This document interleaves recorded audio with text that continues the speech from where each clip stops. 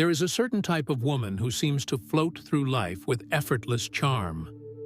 She greets everyone with a smile that feels tailored, delivers compliments that feel sincere, and maintains eye contact just long enough to spark a pulse of intrigue.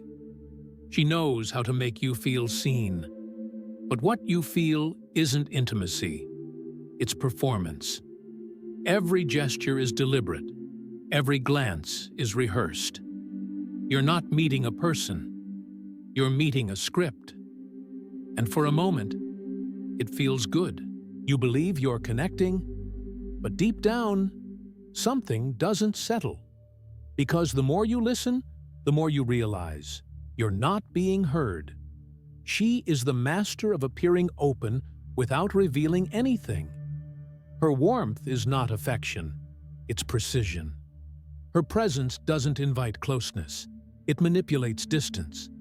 She gives just enough to keep you circling, but never enough to let you in. And when she compliments you, when she laughs at your jokes, when she leans in and touches your arm, it feels like chemistry. But it's choreography. You are not being chosen. You are being studied. She plays her part flawlessly, not because she's interested in you, but because she's addicted to the attention you provide. What you mistake for spontaneity is repetition. The same words, the same moves, delivered to dozens before you and dozens after. There's no improvisation, only audience rotation. You are not special. You're another slot in a well-worn routine. And when the curtain drops, what remains isn't connection. It's confusion. You wonder how something that felt so vibrant turned so cold. But the truth is, it was never warm to begin with. It only sparkled under the spotlight. Away from the performance, there's nothing left to hold. And yet, it works. Because most men don't realize they're watching a show. They confuse charm with sincerity, attention with affection. But other women see it faster. They don't envy her.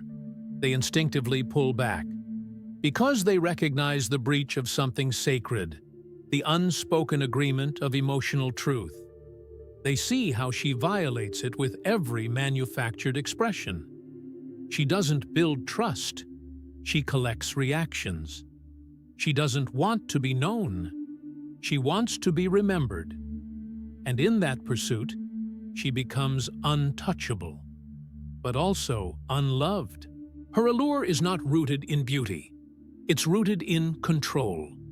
And when a man finally sees beyond the glitter, beyond the tilt of her head or the timing of her tears, he's not enchanted. He's exhausted. He doesn't want more. He wants out. Because something in him wakes up. He realizes that this isn't intimacy. It's a loop, a well-crafted illusion, a polished shell with nothing inside. And that realization doesn't bring anger. It brings sadness. Because you can't connect with what refuses to be real. If this message is striking a chord with you, take a second. Breathe. Share it with someone who's been there. And don't forget to like, subscribe, and leave a comment below. Tell us, have you ever felt that something beautiful was actually just a performance? She doesn't crave love. She craves visibility. Her sense of self is no longer built on reflection, but on reaction. Every glance she collects, every message she receives, every flame, like, and comment, these are her heartbeat. She doesn't feel alive unless someone is watching. And when the world looks away, even for a second, she starts to fade. Her worth is no longer internal. It's been outsourced to strangers. She has mistaken being seen for being valued. And that mistake has cost her everything. She doesn't live. She broadcasts. Her days are not measured in meaning, but in engagement. Every moment is staged. Every smile calculated. She doesn't ask, "What do I feel?" She asks, What will they think? The mirror doesn't reflect who she is anymore. It reflects who she hopes the world wants her to be. The photos she posts are not memories. They are campaigns, crafted, filtered, edited to perfection, and void of life.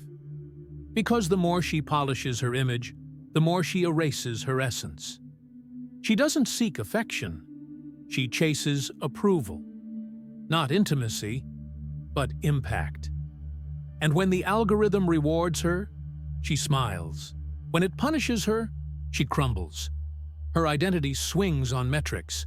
Her joy depends on notifications.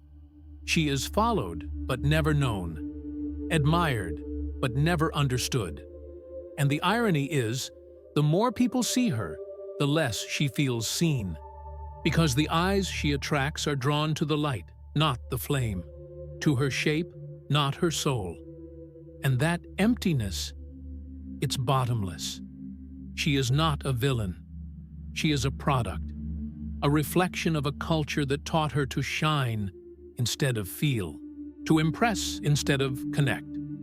Somewhere along the way, she traded her voice for volume, her vulnerability for validation. And now she stands in front of thousands, adored by many, yet profoundly alone. Because applause is loud, but fleeting. It echoes, then disappears. And when it fades, she panics. Because what is loved only when it performs is never really loved at all. And Nietzsche warned us, he who needs the approval of all has betrayed himself. That betrayal isn't loud, it's quiet. It starts with small compromises, a softened opinion here, a rehearsed smile there, and suddenly, you no longer know who you are without an audience. Your worth dissolves the moment the room goes dark, and that's when the tragedy begins. Not when people stop looking, but when you stop existing without them. She doesn't wait to be loved. She strategizes to be pursued. For her, connection is not a meeting of souls, but a game of optics. When she enters a room, she's not wondering who she might bond with. She's calculating who might boost her status. Compliments don't touch her heart. They feed her currency. She doesn't just wear beauty. She weaponizes it. Every glance she captures, every pulse she stirs, is part of the equation. Her allure is not a gift. It's a hook. And the more you react, the more she reels you in. But there's a catch. She never gets close. She performs affection with the precision of a trained actress. The laugh, the glance, the gentle touch on the arm. It's all part of a routine she's rehearsed 100 times before. You think you're the exception, but you're just the next scene. The lines don't change, only the audience. And when you finally realize that you've been enchanted by a script, something inside you breaks. The spell turns sour. What felt magical begins to feel mechanical. And slowly, the charm decays into disappointment. Women see her faster than men do. They don't admire her. They step back. Not because of envy, but because they sense something is off. Something too polished, too flawless, too rehearsed. They recognize the lack of sincerity hidden beneath the glimmer. To them, she's not radiant. She's radioactive. She doesn't enter spaces to share energy, but to absorb it. She's not warm. She's demanding. And when she smiles, it's not always kindness. Sometimes it's conquest. You begin to feel it too. The fatigue. Her presence doesn't recharge you. It drains you. Not because she's intense, but because she's relentless. Relentless in her need to be admired, validated, mirrored. You're not part of a relationship. You're part of her image management. And even when she's with you, she's scanning, always looking for the next reaction, the next hit of approval. The moment you stop supplying it, she moves on. Not out of malice, but because she doesn't know how to stay where she isn't shining. Because in truth, she doesn't want you. She wants your gaze, your awe, your chase, but not your intimacy, not your truth. She doesn't crave depth. She craves dominance. And when you finally see her, not the beauty, not the charm, but the void beneath it, you don't feel desire anymore. You feel sorrow. Not for what she's done to you, but for what she's done to herself. There is a moment, a quiet, uncomfortable moment, when you stop being amazed by her and start being aware of her. It's not dramatic. It's not sudden. It's just clarity. You begin to notice the repetition, the predictability. You realize that the way she looked at you last night is the same way she looked at the guy before you, and probably the one after. Her affection begins to feel generic. Her words lose weight. Her touch becomes light, not because it's soft, but because it means nothing. You catch her looking at her phone more than at your eyes. You see her smile light up for the camera, but dim when it's gone. And you understand, painfully, that her attention was never about you. It was about being seen giving it. She doesn't love moments. She loves witnesses. And once you stop reacting, once you stop playing your part in her stage, she starts to fade from your world. Not because she leaves, but because the illusion no longer works. You don't fight. You don't beg. You simply detach. Because once you've seen the strings behind the puppet show, it's impossible to pretend it's magic. You stop feeling chosen. You stop feeling special. And that's the real heartbreak. Not that she left, but that she was never truly there. She was present in form, but absent in soul. Her attention was a spotlight, not a candle. It shined brightly, yes, but it never warmed you. And when you speak to others about her, the words feel strange. Because how do you describe something that looked so vivid but left no trace?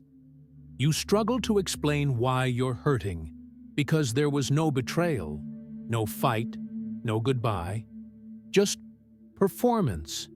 And performances end. That's their nature. When the curtain falls, there's silence, emptiness.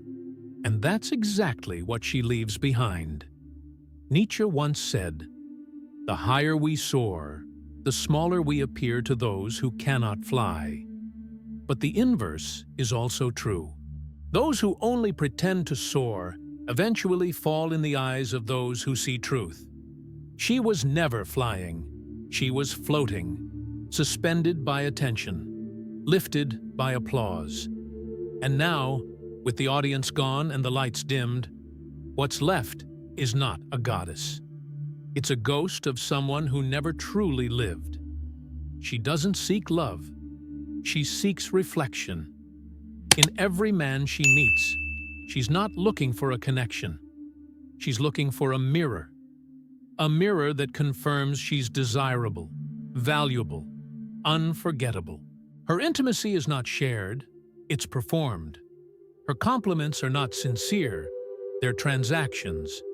She gives just enough to ignite your interest, then steps back, watching you chase the illusion she carefully created. And the more you give, the more she withholds. Because for her, affection isn't a mutual exchange. It's a measurement of control. Every time you think you're getting closer, she shifts. Not because she's afraid, but because closeness makes her vulnerable. And vulnerability threatens her persona. She wants to be admired, not known. And so, she offers you her curves, her wit, her charisma, but never her depth. She plays seduction like a chess game, thinking 10 moves ahead, hiding her wounds behind lashes and smiles. She's not mysterious. She's guarded. Not because she has secrets, but because she fears being real might not be enough. And you, if you're not careful, will confuse that game with passion. You'll mistake her withdrawal for depth, her silence for elegance, her indifference for strength.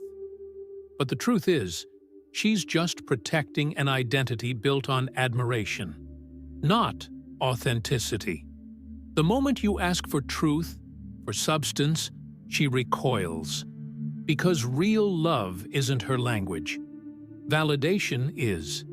Nietzsche said, "He who has a why to live can bear almost any how." But what if you never find your why because you're too busy becoming someone else's how? That's what it feels like to love her. You become a tool, a background, a stepping stone in her performance. Your worth isn't based on who you are, but on how well you serve the image she wants to maintain. And when you fail to meet the mark, she doesn't explain. She just vanishes. Cold, clean, final. She doesn't burn bridges. She evaporates. She leaves behind no anger, no heartbreak, only confusion. You weren't rejected. You were dismissed. Quietly, elegantly, as if the entire connection never mattered. And that's the part that cuts deepest. Not the loss of her, but the realization that there was never anything real to lose. She doesn't want commitment. She wants compliance. Her presence may seem peaceful, but her influence is total. She doesn't need to raise her voice because she's mastered a quieter form of domination. Guilt. You don't notice it at first. You think she's soft, sweet, emotionally open, but then you realize that every time you assert yourself, she shrinks, just enough to make you feel like the aggressor. She doesn't argue, she retreats. She doesn't confront, she collapses. And suddenly, you're apologizing again for having needs. She weaponizes her sadness, not in grand, theatrical ways, but in subtle, rehearsed tremors. Her tears don't come from depth. They come from design. And the more emotionally intelligent you are, the easier her strategy works. Because you're not cold, you care. And she knows it. She plays on your empathy like a violin, composing a symphony of surrender where every note draws you deeper into her silence, her sorrow, her control. Nietzsche once said that pity is a dangerous emotion. It weakens the one who feels it more than the one who inspires it. And in this dynamic, you don't feel love. You feel responsibility. You're not a partner. You're a caretaker of someone who refuses to heal. And the more you give, the more she withholds. Because her goal was never growth. It was grip. You think you're comforting her, but you're actually being conditioned. Every act of kindness becomes a leash. Every act of honesty becomes a trigger. Over time, you stop being yourself. You walk on eggshells. You mute your voice. You shrink your truth. Because you fear that saying the wrong thing will break her. But she's not fragile. She's strategic. Her vulnerability is a performance so finely tuned that even you, a man with clarity and strength, start to question your reality. And by the time you wake up to it, you're drained. Not from fighting, but from constantly trying not to. In her world, pain is a currency. She spends it generously to buy your attention, your guilt, your silence. And when you finally say enough, she doesn't accept it. She mourns it. Loudly. Publicly. She makes sure others see you not as someone who escaped, but as someone who abandoned. And that's the final act. Turning your dignity into her victimhood. She doesn't build memories. She collects reactions. Every moment, every interaction, every experience is filtered through one lens. How will it be perceived? She's not living for herself. She's curating a show. Her identity is an ongoing campaign, a never-ending series of carefully staged moments designed to impress, not to connect. And when you realize this, it hits you. You never really knew her. You only knew the version she wanted you to see. Her world is a competition. Women are rivals. Men are validators. Her beauty is not a gift. It's a weapon. She dresses not to feel beautiful, but to dominate. She smiles not to share joy, but to control the spotlight. Everything about her presence screams confidence. But underneath it, there's a war. A constant fear of fading, of being overlooked, of becoming ordinary. So she turns up the volume. Louder posts, brighter clothes, bolder moves. But louder doesn't mean deeper. It only means emptier. Nietzsche warned us that those who chase applause eventually lose their voice. And that's exactly what has happened to her. She doesn't know who she is without an audience. Her validation is outsourced. Her self-worth leased to algorithms. Every compliment is a dose of dopamine. Every silent moment is a crisis. And the tragedy? She's surrounded by people, but profoundly alone. No one sees her. They only react to her mask. You try to reach her. You try to go beyond the surface. But she's not interested in depth. She's terrified of it. Because depth demands honesty. And honesty might reveal a truth she doesn't want to face. That despite all her followers, despite all her admirers, she feels unloved. Not because she is unlovable, but because she's built a life where love has no room to breathe. In the end, you realize she doesn't want partnership. She wants performance. She doesn't crave intimacy. She craves influence.